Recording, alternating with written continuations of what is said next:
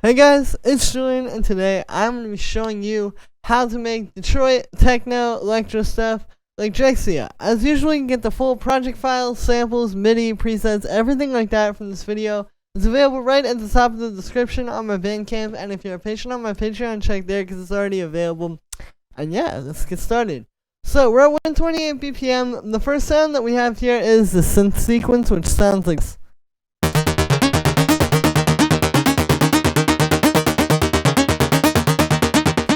So here's the pattern. As you can see, this is actually just two notes. It's just D sharp and C sharp. And then you can see I've just got these across different octaves. We've got 3 octaves of D sharp and then 2 octaves of C sharp. And then you can see we're kind of playing with that dynamic there between like the C sharp and the D sharp being like just 2 notes apart. Like having that like do do do do do do do do.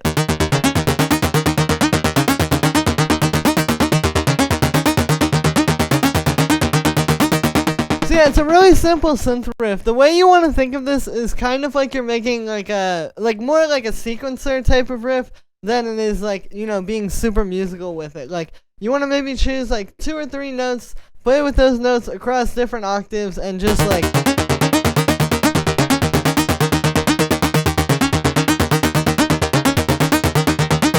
it comes together pretty quickly. Now, for the sound with this one, this is made using analog. So I want to preface and say, of course, all of this music was made with actual like 808 and 909 drum machines and analog synths and sequencers and stuff like that back in the day.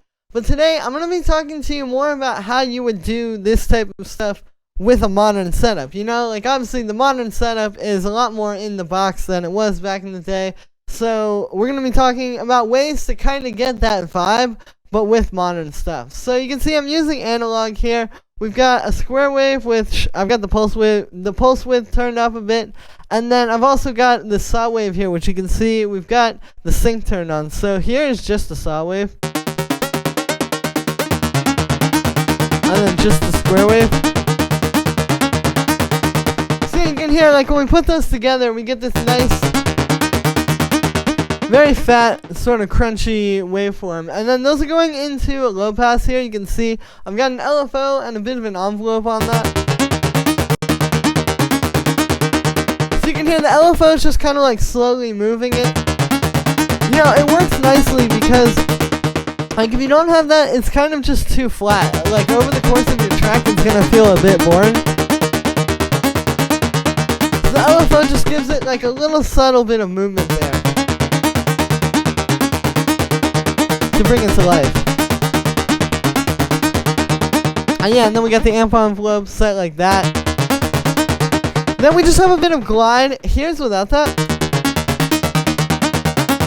And then with it, so it just gives it that slight sort of like whoop thing, like bouncing up and down.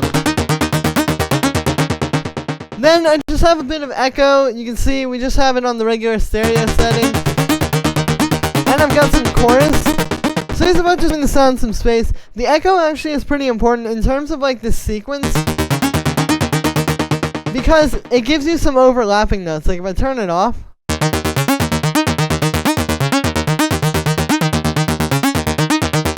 you can hear it feels a bit more flat. You're really just hearing like each note and then it just ends. But with this, I think that overlapping thing kind of gives it something extra and gives it more depth. Then we have the saturator. So this kind of goes back to what I was saying before about like, you know, giving stuff that sort of that same feel like you hear in these records, but with modern equipment. So a lot of times back in the day, a big part of the sound of Drexciya is, you know, the ways they were recording things, the way they were recording it to tape, and then also pressing it onto vinyl, and you know what that does to the sound. And of course, you know, when you just have everything dry in the box in a more modern sort of production environment, you don't tend to just get all that character just by virtue of what you're using. You have to add it with different things, and that's what the saturator is here for. So here's without this, and then with it. So you can hear it makes it quite a bit louder, of course, but really what's happening here is this is just making this like have that more crunchy, sort of like sharper feel, like you would get, you know, if you recorded this to tape, or if you put it through, like, you know, different sort of recording devices from back in the day, essentially. And yeah, so saturation is really going to be the name of the game when it comes to that. And just making it work, like I said, with modern gear, getting the more old school sound and getting that, like, authentic sort of analog feel. And then the last thing on here is we just have a high pass filter, because the main bass in this track is going to come from the 808 kick down here, but this synth kind of has a bit of low end in it. Like, if I get rid of this, you can hear it. And if I play that with the 808, the 808 gets buried. So this high pass filter is just to make sure that this isn't going to get in the way of the 808 kick. And that's it for the synth sequence. Then we have the string pad.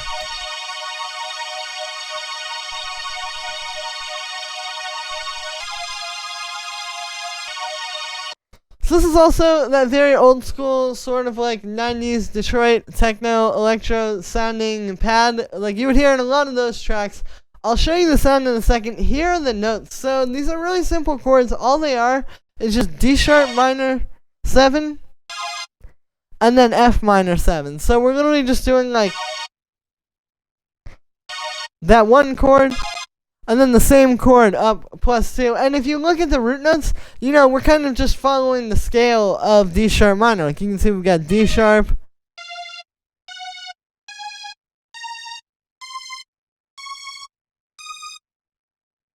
like it's literally just walking up that scale essentially with the notes that are in these chords. And it's gonna fit really well too with that synth sequence stays in the same place. And then you hear this jumping up and it gives it it's like a very nice juxtaposition between those two elements, because this is very kind of smooth and jazzy, and the synth sequence, you know, it's a lot more electronic and more rigid. So it's like the combination of those two things essentially is what makes it work so well.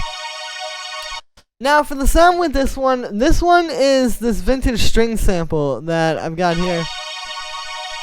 And yeah, you can hear it just has that super like 90s Korg M1-esque pad sound.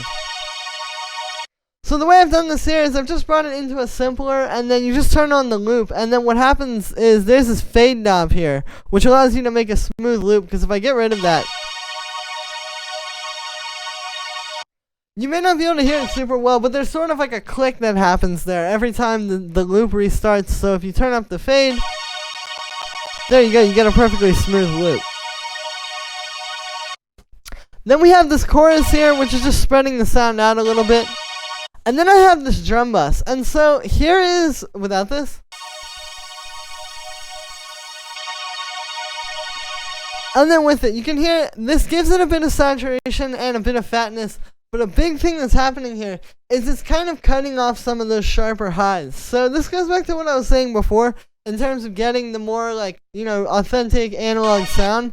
A big thing of that is like a lot of times it's just a very slight high-end cut. Like when you put things through analog gear, that tends to be what happens. That is, you know, when people talk about like a warm sound, it's usually a sound where the mid-range and the low mid-range is louder than the high-end is. And so drum bus is really good for this because it has this damp knob, which is not exactly just a low-pass filter. I do have a little bit of low passing happening inside of the simpler right here, as you can see.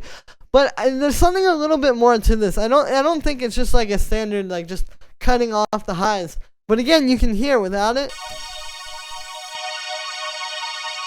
And with it, it sounds fatter, but it also just sounds a lot more analog and warm. And yeah, that is it for the string pad. Then we have these hi-hats.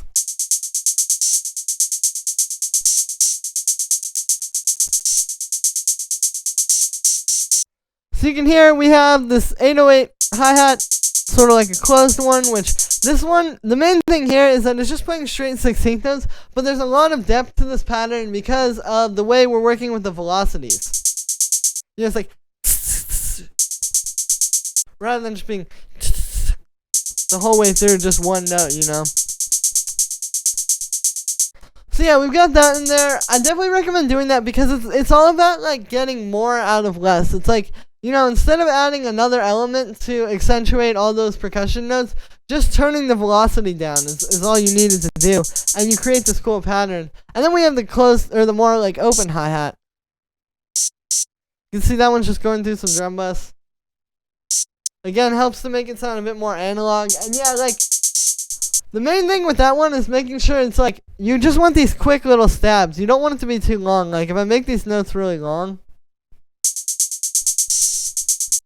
that feels kind of weird. But then if you just get this quick,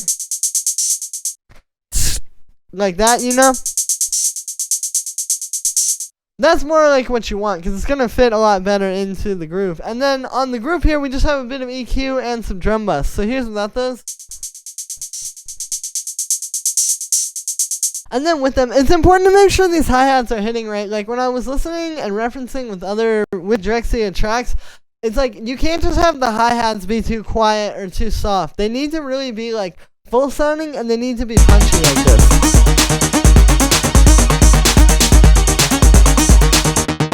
Then we have the snare and clap, which sound like this.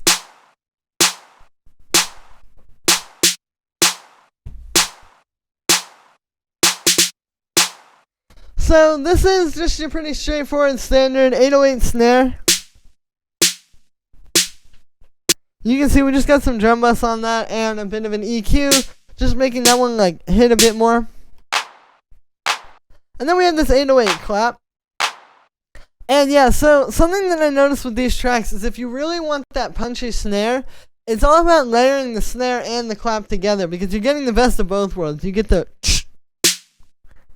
from the snare with the more like kind of punch from the clap.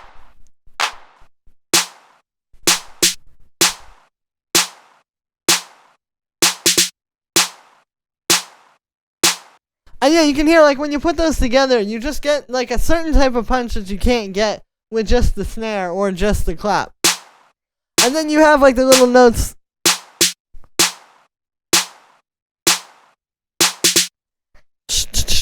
You know, little stuff like that with just the snare.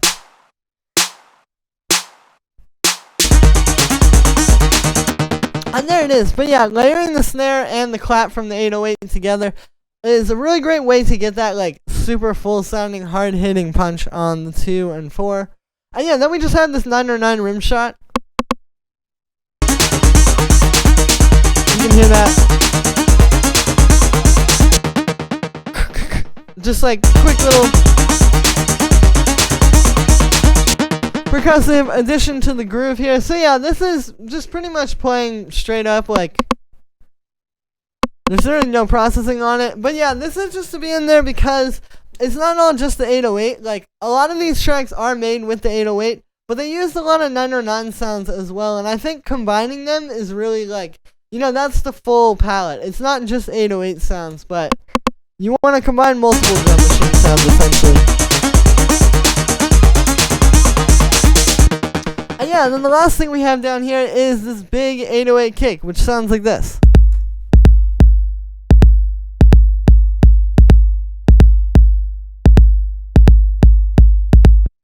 So it's just like the super fat, hard-hitting 808 kick like this. And yeah, you really want to like, it's really more about your sample selection here, like just getting a really nice fat one that isn't going to be too soft, but also isn't going to be too like you don't want too much weird click in it. It needs to have a very hard punch while still being kind of like a softer kick. So really what it comes down to is just getting something that's fat and kind of shortened a little bit as well. If you turn on this amplitude envelope and like turn down the sustain and start turning the decay down, you know, you can make it even more of just like a little like that if you want, but usually about there is good because now you're still getting like, it's mostly just the punch, it's mostly just like the hit, you know? But there is still a little bit of bass ringing out. And then I just have this drum bus on there. So here's without that. And with it, you can hear that really gives it like that last little bit of push to really fit right in the mix. And this is really one of those things too. Like a lot of times back in the day, like you know, because the 808 kick can be a little bit soft, to get it to punch, like a lot of times, just putting it through a mixing desk or like some kind of analog gear like that and then just turning it up would be enough. But because we're not really working that way now, like these days, you know, you want to keep everything very clean when you're working with inside of Ableton. Drum bus is the best way to really get that 808 kick to just hit the right way like you need it to. So it sits on top of the mix.